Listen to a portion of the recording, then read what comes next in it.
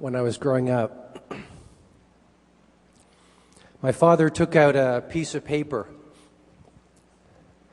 and he translated a Sanskrit poem onto that piece of paper that I've never forgotten. And he took that piece of paper and he taped it to our refrigerator door so my brother and I could read the words from this poem every single morning before he went off to school. I've never forgotten what it said on that piece of paper. It said simply, "Spring is past, summer has gone, and winter is here. And the song that I meant to sing remains unsung, for I have spent my days stringing and unstringing my instrument." As I got older, I asked my dad, I said, "Dad, what was that poem all about?" And he looked at me and he said, "Son, that was a poem written by a man whose heart was filled with regret over a life half lived."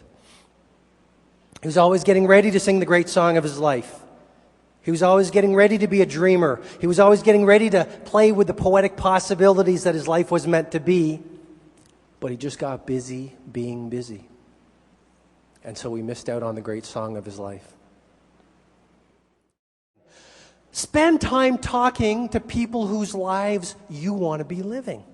I met Evelyn and Carlos from one of my favorite places, Puerto Rico.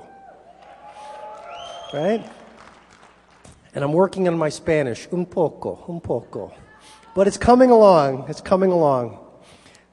And you know, it made me think how important it is to surround yourself with people whose lives you want to be living.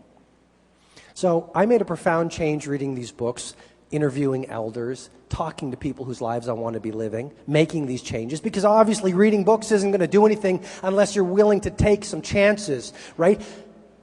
Ideation without execution is nothing more than delusion.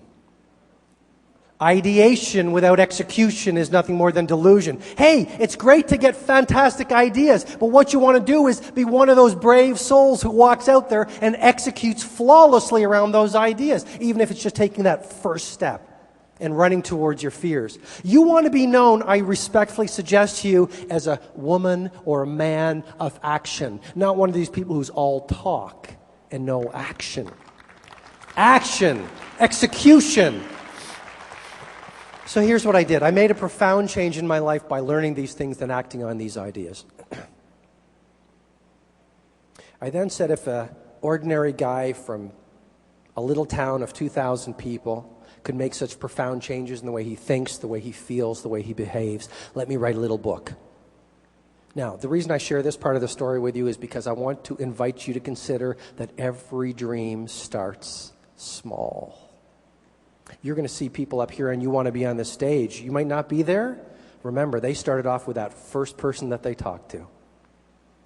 FedEx, the first night in business, you know how many packages they sold, that they moved? 15. Let's not forget that Bono and his bandmates started off with that first gig in Dublin. Let's not forget that Richard Branson started off with a little college newspaper when everyone laughed at him.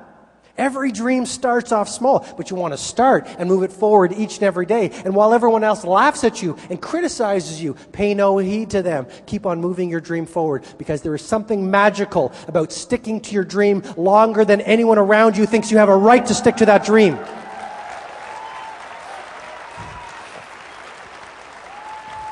And I'm speaking from the heart here, because I tell you, if I listened to my critics, I would not be on this stage here today. I would be sitting in a law office doing something that I'm not called or meant to do. So I self-published this little book called The Monk Who Sold His Ferrari in a Kinko's copy shop. I was still, not a lot of people don't know this, I was still practicing law. My mother was my editor. My father helped me sell the book one at a time. Now, there's about 3,500 people in this room. I'm so honored to be here. I'll tell you why. My first seminar, only 23 people attended. 21 of those people were my own family members. I mean, I tell you,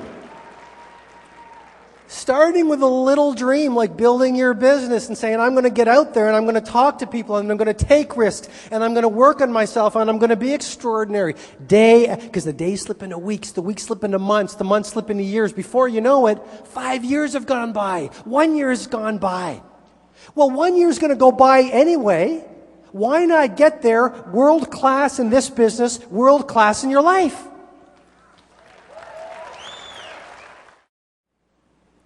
This is the greatest time in the history of humanity to be doing what we're doing. This is the greatest time in the history of humanity to make a commitment to being world class. This is the greatest time in the history of humanity to be an extraordinary human being and to learn and to grow and to have an impact on people around the world step by step. It's an exciting time to be alive.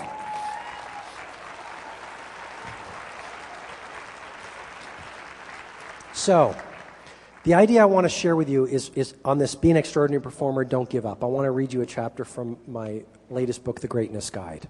Chapter 97, Don't Give Up. I'm sitting here in my study as I write, drinking coffee, thinking. Not daydreaming, not wasting time, not worrying, simply thinking. One of the best things you can do is to spend some time each day thinking. Because what's the point of getting to the top of your mountain, realizing you did the wrong things? Think how you can build your career to the next level of world class within free life. Think how you can add more value to your stakeholders. Think what you can do to be a shining example of poetic possibilities. Think. Peter Drucker said it so well. He said, there's nothing so useless as doing efficiently that which should not be done at all. Confucius said it even better. He said, the person who chases two rabbits catches neither. So simply thinking. Mostly I'm thinking about the importance of having a sense of mission and then staying true to it. It's not easy, though. I've found that the bigger I dream, the more obstacles I face. My mission in life is pretty straightforward. I want to help human beings become extraordinary and organizations get to world class. I have such a passion to realize that dream and do my part to make the world a better place. This isn't just a business to me, it's my calling. But the higher I reach, the more I get tested. Sound familiar? But challenges are good. We grow through them. We are most alive amidst danger. Papa Walenda, the great high wire walker, said it so well. Life is lived out on the wire. Life is lived out on the wire. The rest is just waiting. The wisest amongst us, the genuine leaders, smile in the face of adversity. They understand that life tests the big dreamers, the passionate revolutionaries. It's almost like a weeding out process. Only the strong and the best get to live their heart song. You know what? If it was easy to get to world class and extraordinary, everyone would be doing it. Jeff Bezos, Amazon.com, once said, I knew that if I failed, I wouldn't regret it. But I knew the one thing I might regret is not trying. I believe the only failure in life is the failure to try. I believe, ladies and gentlemen, the greatest risk you will ever face in your life is riskless living. That's why I honor you. Keep pushing the envelope. Keep dreaming. Keep growing. Keep talking to people. Keep getting better. Keep pushing the poetic possibilities that your life was meant to be.